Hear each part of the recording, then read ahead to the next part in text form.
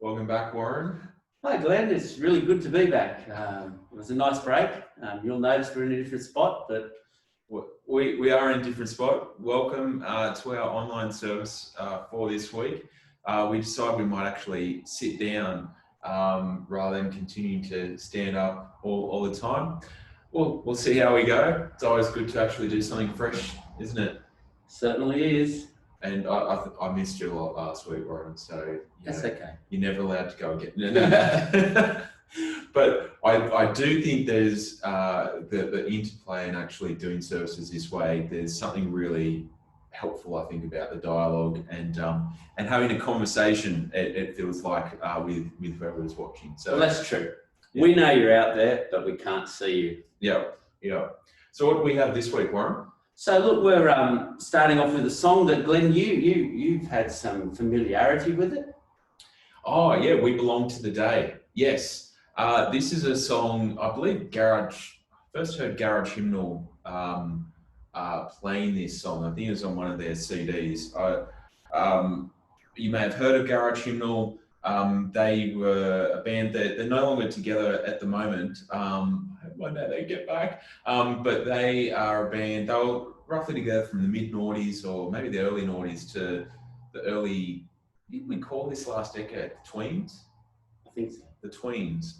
Anyway, and they took what were largely hymns and modernized them. So those that love hymns and those that love modern songs bring those two things together. Nice and a fresh take on things. But a song that they wrote was and that they performed is "We Belong to the Day," and it came from 1 Thessalonians chapter 5.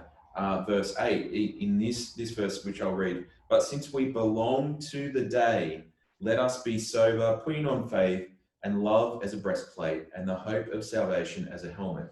Now, obviously, it branches out a fair bit further than that, but we belong to the day, and it's such a catchy tune. And so we are going to sing that song, introduce that song, not just this week, but actually for this series in 1 Thessalonians that we're going to do for the next 7 weeks.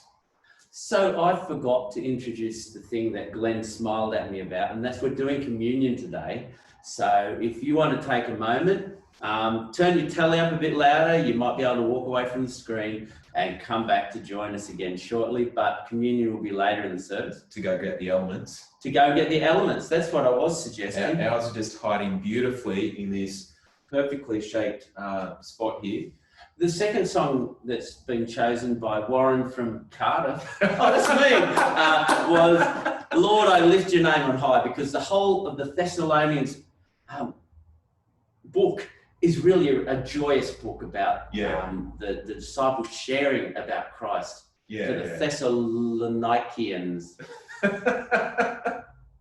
Yeah, well done. And then I'm going to hand you, because Glenn's chosen part of the Bible project this morning. And so because we are starting this new series, I just thought it would be helpful to have an overview. And the guys at the Bible Project, if you've heard about it or not, if you haven't heard of that, go check it out on YouTube.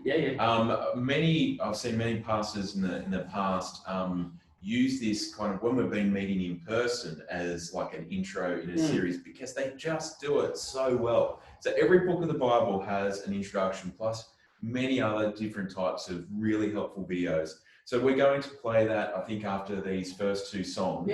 So you'll get this overall introduction to the book of 1 Thessalonians. You get the ideas of what's going on, and you just get the broad, big picture. It also means you don't get me kind of droning on about that at the start of my sermon either. We kind of skip that bit, but you've got that overall picture.